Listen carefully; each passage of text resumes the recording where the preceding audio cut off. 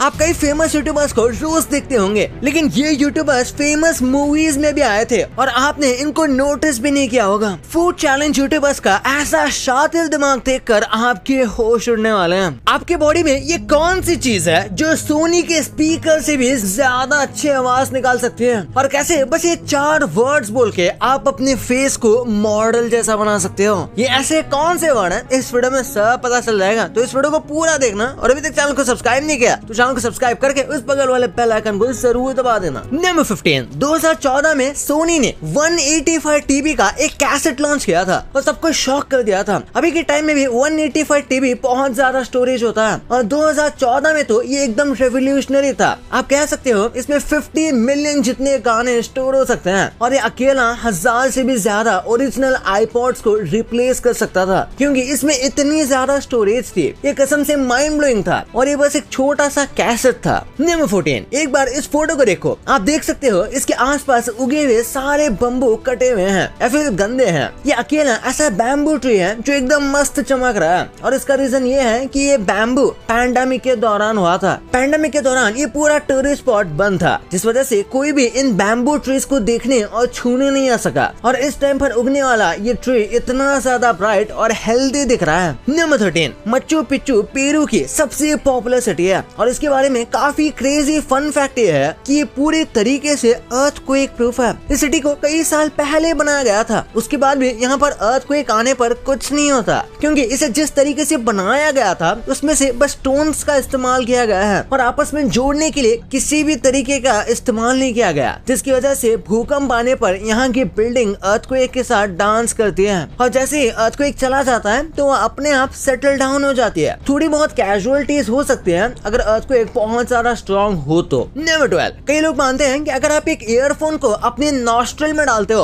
और फिर अपना मुंह खोलते हो तो वो ऐसे स्पीकर की तरह काम करेगा, लेकिन ये बहुत ही बड़ा मिसकॉन्सेप्शन है, जो कि बिल्कुल रियल नहीं है। ऐसा करने से आपका मुंह स्पीकर की तरह काम नहीं करने वाला, उल्टा आपके ईयरफोन्स गंदे हो जाएंगे, और आपको ऐसा बिल्कुल करना नहीं चाहिए। आपको एलर्जी हो तो स्नीजिंग की प्रॉब्लम भी हो सकती है ये करने के बाद, इसलिए आपको ऐसा बिल्कुल नहीं करना चाहिए। नंबर 11, ये वीडियो देखकर बहुत लोगों को लगा था कि ये आर्टिफिशियल है, क्योंकि सैंड पानी की तरह कैसे ही बिहेव कर सकती है, पर ये बिल्कुल सच है। कई बार हेल स्टॉर्म के बाद ये नेचुरल फिनोमेना होता है, जिसमें किसी वजह से तो सैंड बिल्कुल ऐसे पानी की तरह बिहेव करने लग जाती है और आगे तक खिसकने लगती है। ये भले ही दिखने में थोड़ा बहुत लिक्विड जैसा लगता है, पर ये एकदम ही ड्राई होता है। आपको जो ये जमीन पर येलो बॉल्स दिख रहे हैं, ये ऐसे ही फिनोमेना को स्टडी करने के लिए यूज होता है। नंबर 10, अगर आप एक खड़े इंसान की हाइट नापोगे और उसी सेम इंसान को लेटाकर उसकी हाइट नापोगे, तो जब वो स्लीपिंग पोजीशन में रहेगा तो उसकी हाइट थोड़ी ज्यादा लंबी आती है, और इसका रीजन है स्पाइन कंप्रेशन और ग्रेविटी। जब इंसान खड़ा होता है तो उसकी बॉडी पर ज्यादा ग्रेविटी एक्ट करती है और स्पाइन भी थोड़ा कंप्रेस होता है, जिस वजह से उनकी हाइट थोड़ी छोटी हो जाती है। लेकिन जब उन्हें स्लीपिंग पोजीशन पर मेजर किया जाता है तो ग्रेविटी उन पर अलग तरीके से एक्ट करती है, और उनकी स्पाइन भी थोड़ी सी कम कंप्रेस होती है, जिस वजह से वो लंबे लगते हैं। नंबर 9, सोचो आप बहुत सारा क्राउड में बैठे हुए हो और म्यूजिक की आवाज आप ही सुन सकते हो, ये भी पॉसिबल है। साइंटिस्ट अब साउंड को कर्व करने की कोशिश कर रहे हैं, यानी कि साउंड जैसे वेव में ट्रैवल होता है वो उसके एंगल को चेंज करने की कोशिश कर रहे हैं, कि किसी एक पर्सन को टारगेट किया जा सके और साउंड बस उसको ही रीच करे, यानी कि पूरे के पूरे क्राउड में साउंड को कुछ इस तरीके से कर्व किया जाएगा कि वो बस आप तक पहुंचेगा, यानी कि आप टारगेट करके लोगों को साउंड सुनाया जा सकता है। नंबर 8, कंसोल गेम्स तो हम सब ने खेले हैं। इमेजिन करो अगर आप इसमें अपने प्रोग्रेस को सेव नहीं कर पाओगे तो आपको कैसा लगेगा। 1986 से पहले ऐसा ही होता था, तभी प्रोग्रेस सेव करने वाला सिस्टम अवेलेबल ही नहीं था।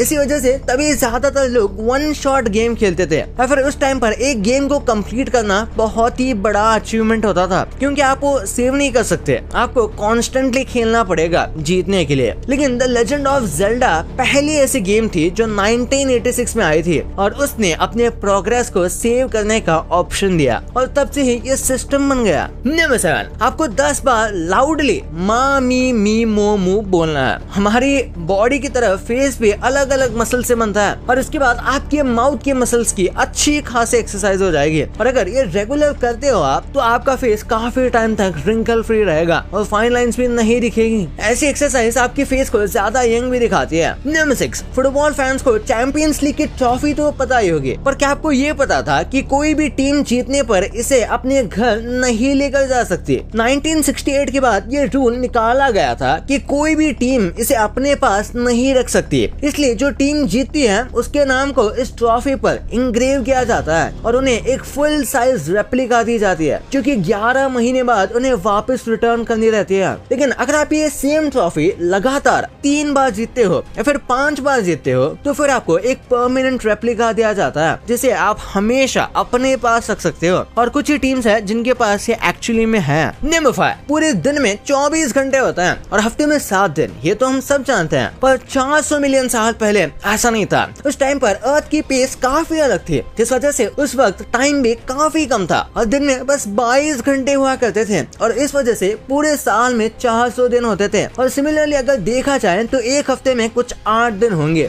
तभी वीक्स और ईयर्स का कॉन्सेप्ट नहीं था। अगर डे एंड नाइट साइकिल को देखा जाए तो 22 घंटे होंगे और इस हिसाब से बाकी सारी कैलकुलेशन करेंगे तो 8 वीक डेज और 400 दिन पर ईयर होंगे। नंबर 4, आपने अक्सर देखा होगा कि जिन लोगों को दिमाग में चोट लगती है वो अक्सर ऐसे ही खुद की बातों पर हंसते रहते हैं या फिर कुछ भी अनाप शनाप बोलते रहते हैं। इसे जोक एडिक्शन कहते हैं। जिन लोगों को सर पर चोट लगती है उन्हें कई बार ऐसा हो जाता है कि वो हर चीज में जोक क्रैक करने की कोशिश करते हैं और कई बार वो जोक लोगों के सामने नहीं तो मन ही मन में क्रैक करके हंसने लगते हैं और फिर हमें लगता है कि ये आदमी पागल है क्या। ऐसा क्यों होता है इसका कोई एग्जैक्ट रीजन तो नहीं है, पर ये होता है। साइंटिस्ट मानते हैं कि शायद कोपिंग मैकेनिज्म है। नंबर 3, ये टूथब्रश की फोटो देखो। इसके ऊपर ये जो टूथपेस्ट निकला हुआ है इसे आप क्या बुलाते हो? शायद आप इसे नॉर्मली टूथपेस्ट ही कहते होंगे, जैसे हर कोई कहता है, पर इस चीज का एक स्पेसिफिकली वर्ड है डिक्शनरी में और वो है नर्डल, जिसका मतलब होता है टूथपेस्ट का ऊपर निकाला हुआ ये छोटा सा पार्ट। नंबर 2, सोशल मीडिया पर फूड चैलेंजेस का क्रेज लोगों को एक्चुअली में क्रेजी कर देगा। इसके कई सारे हेल्थ रिस्क हैं और इवन रियल लाइफ इंसिडेंट है जो इसके डार्क साइड को बताता है। आपको उल्लास कमाते के बारे में पता होगा, जो चिकन लेग पीस के नाम से वायरल हुए थे, पर ये जिस तरीके से ओवर ईटिंग करते हैं और खाना खाते हैं और प्रमोट करते हैं वो बिल्कुल सही नहीं है और कई लोगों को इनका स्टाइल काफी अनहाइजीनिक लगता है। फिर बात करते हैं मकबैंग कल्चर की। ये ट्रेंड दुनिया भर में पॉपुलर हो चुका है, लेकिन इसके पीछे हेल्थ रिस्क भी है। एक्सेसिव ईटिंग से ओबेसिटी, हार्ट डिजीज और डायबिटीज जैसे प्रॉब्लम हो सकते हैं। कुछ केसेस में मकबैंग आर्टिस्ट की डेथ भी रिपोर्ट हुई है ड्यू टू ओवर ईटिंग। फिर स्पाइसी फूड चैलेंजेस भी आजकल काफी ट्रेंड में है। ऐसे चैलेंजेस से गैस्ट्रोइंटेस्टाइनल प्रॉब्लम्स, अल्सर्स और इवन इसोफेगस रप्चर हो सकता है और एक आदमी का हुआ भी था ऐसे ट्रेंड की वजह से, जिसके बाद उसे तुरंत हॉस्पिटल में एडमिट किया गया। इवन 2017 में एक कॉलेज स्टूडेंट के पैनकेक ईटिंग चैलेंज के दौरान डेथ हो गई थी ड्यू टू चोकिंग। ऐसे चैलेंजेस काफी डेंजरस हो सकते हैं और बहुत ज्यादा अनहेल्दी तो ये है ही। नंबर 1, यार आज के यूट्यूबर्स सिर्फ सीन्स में नहीं बल्कि बड़े पर्दे पे भी अपना जलवा दिखाने लगे हैं और हम आपको ऐसे ही यूट्यूबर्स के बारे में बताएंगे जिन्होंने मूवीज या शॉर्ट फिल्म्स में काम किया है। जैसे कि आर्य मिनाती ने 2022 में अजय देवगन की मूवी रणवीर 34 में एक कैमियो किया था। उनका रोल उनकी रियल लाइफ आइडेंटिटी जैसा ही था, एक कॉन्फिडेंट एजी कंटेंट क्रिएटर। इसके अलावा उनका ओरिजिनल ट्रैक वरदान भी मूवी के प्रमोशन में यूज हुआ था। फिर आते हैं प्राजक्ता कोहली यानी मोस्टली सेन। इन्होंने नेटफ्लिक्स में सीरीज मिसमैच में काम किया है, वो भी लीड, और बाद में बॉलीवुड में एंट्री की जुग जुग जियो मूवी के साथ। इस फिल्म में वैसे तो उनका स्मॉल रोल था पर अच्छा रोल था। फिर सौरभ जोशी, उन्होंने किसी भी मूवी में तो नहीं पर बहुत सारे म्यूजिक वीडियोस में काम किया है, यहाँ तक कि खुद भी बनाया है। लास्टली भुवन बाम, जिन्होंने खुद शो बना दिया ताजा खबर, वो भी बड़े OTT प्लेटफॉर्म पे, वो है हॉटस्टार। भाई ये तो आपको पता चल गया, पर ये फूड्स पहले के टाइम में कैसे दिखते थे ये कभी आपने इमेजिन में नहीं किया होगा। और आपने इन फेमस यूट्यूबर्स के नॉर्मल चैनल्स तो देखे होंगे, लेकिन आपको इनके सीक्रेट चैनल्स के बारे में भनक तक नहीं है। और सुबह उठते टाइम ये कौन सी इतनी खराब आदत है जो आपके लिए बहुत अच्छी है, या कौन सी आदत है, इस वीडियो में सब पता लग जाएगा। तो इस वीडियो को अभी जाके देखो, बहुत मस्त है। और अभी तक चैनल को सब्सक्राइब नहीं किया तो सब्सक्राइब करके इस बगल वाले बेल आइकन को दबा देना। तो मिलते हैं अगले वीडियो में, तब तक के लिए बाय।